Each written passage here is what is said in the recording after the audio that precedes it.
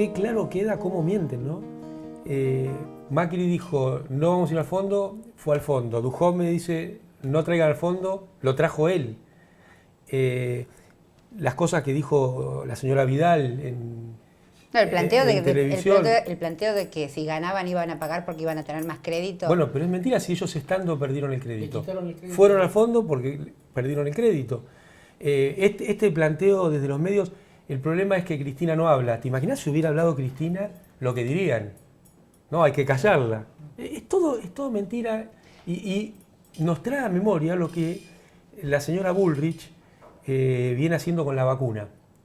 Ella dijo la infectadura, no hay que vacunar, bla, bla, bla, y ahora pide la vacunación obligatoria. Ahora tenemos un... Pero, Dejá de spoilear el programa. Así que bueno, con esto caemos en el fondo. Claro, no quiero dejar de remarcar esta pregunta, porque claro, la responsabilidad institucional ahora la tiene este gobierno. Sí. Este gobierno, y me parece que la carta de Cristina hace eje, y además en un momento en la carta de Cristina dice la lapicera la tiene el presidente, ¿no? Para borrar todas esas especulaciones, habla en el modo en que Cristina comunica, intentando correrse de esa construcción mediática y plantea el acuerdo necesario que va a tener el Congreso. ¿Cómo ven ese acuerdo en el Congreso, Edgardo? Mira, yo creo ¿Y si hay que pagar o no pagar? Yo Sería, creo, ¿no? a mí me gustaría que podamos salir de una visión aritmética de la política, porque todo el problema consiste en si se consigue o no se consigue una cantidad de votos para aprobar o para desaprobar. Borges decía que la democracia es un raro abuso de las estadísticas. Un abuso de las estadísticas. Entonces yo diría, ¿por qué no pensar, en lugar de pensar en las relaciones aritméticas entre los bloques, pensar en la verdad? Porque esto que decís, Amado, es tan elemental, está tan a la vista, que hay una proporcionalidad entre la agudeza de la crítica, la que hace, por ejemplo, Aníbal, la que hace la propia Cristina, la que haces vos, la que hacemos todos de alguna manera, y la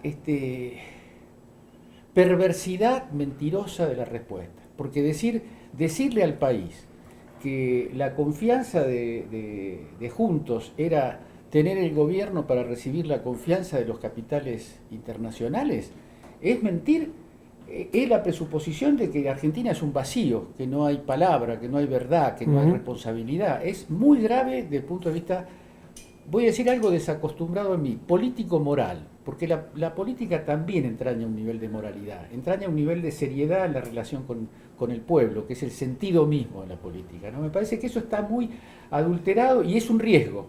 Un país que pierde el sentido de la verdad puede entrar en cosas espantosas. Porque fíjate, Dujovne otra más tiene cuando él dijo, una de las cosas buenas que dejó el kirchnerismo es el país desendeudado. Y después el espacio dice, no, estamos pagando la deuda que dejaron. Es todo mentira, todo mentira. Sí, es cierto. Algunas de las cosas que dicen.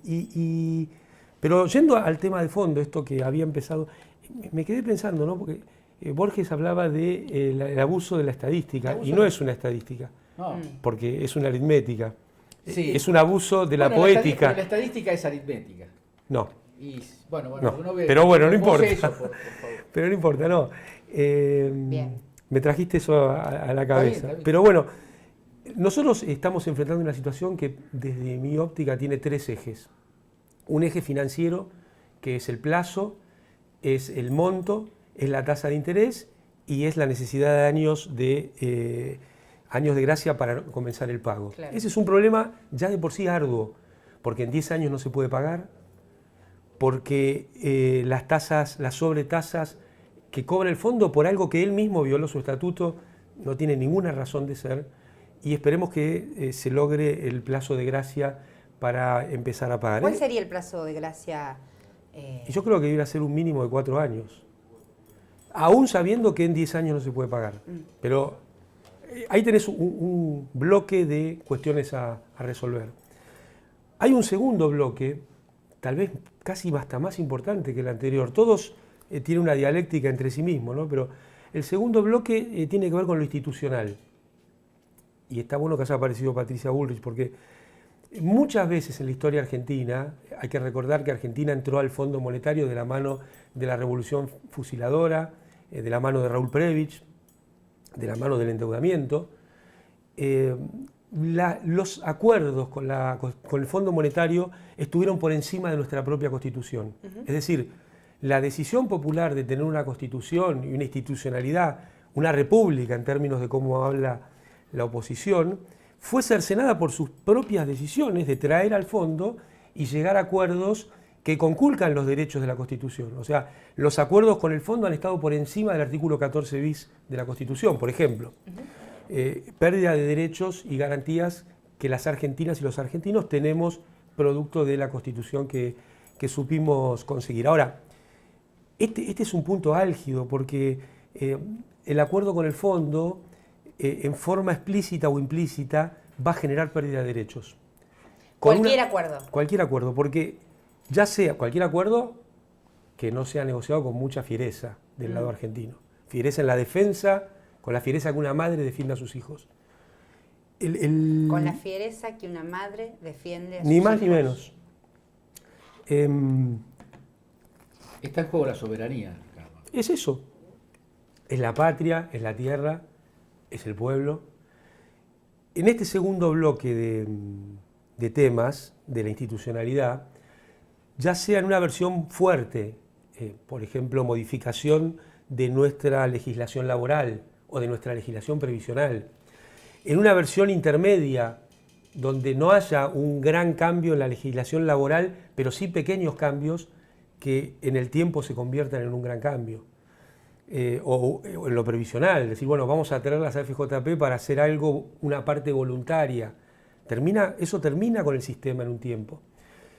O en una versión más blanda aún, que sería, le vamos a poner un tope al déficit del Estado, porque eso a la larga termina destruyendo el sistema previsional o destruyendo el sistema laboral. Mirá, en el 2001, en el 2000, cuando la Alianza estaba en estas idas y vueltas con el fondo, de la mano de Cavallo, de Sturzenegger, de Patricia Bullrich, de la Rúa, un gobierno que no se privó de asesinar a los manifestantes de diciembre del 2001, porque estas cosas 39 víctimas. Después no se dicen más, ¿no es cierto? Pero sucedió.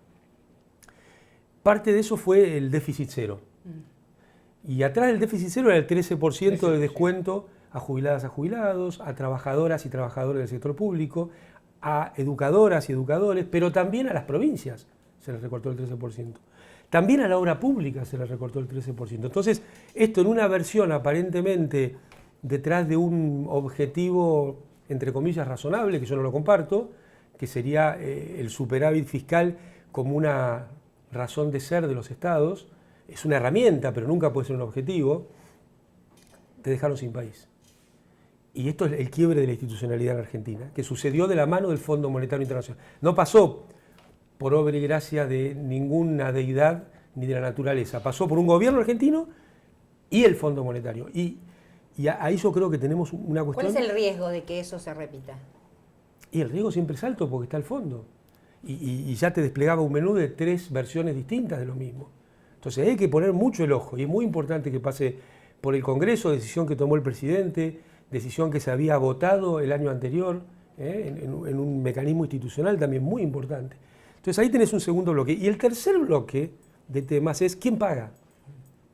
¿Quién paga? Pero ¿quién paga en términos concretos? No es decir, bueno, esto lo va... No. Pará, si es con superávit, con la búsqueda del superávit fiscal, lo va a pagar los jubilados y las jubiladas. Lo van a pagar las trabajadoras y los trabajadores. La va a pagar las empresarias y los empresarios nacionales. La va a pagar también las y los comerciantes nacionales, por supuesto las cooperativas. Es decir, ya lo mostró Macri. En el gobierno de Macri, con estas políticas, al conjunto de la sociedad le fue mal. El salario perdió más del 20% de ingreso real, las jubilaciones perdieron 25% de ingreso real, pero también quebró el sistema productivo argentino. La recesión tocó a la industria, tocó al comercio, tocó a la construcción. Entonces, ese es lo que enfrentás en una situación como esta. Y es central entender quién lo paga. Y es central entender cómo el sistema tributario va a jugar en quién lo paga. Me parece que estos son los 3 ejes y la dificultad que estamos enfrentando de un problema que no lo inventó Alberto Fernández, no lo inventó Cristina Fernández, no lo inventó el pueblo argentino, lo inventó Mauricio Macri y sus secuaces. Sí, es una deuda y el fondo.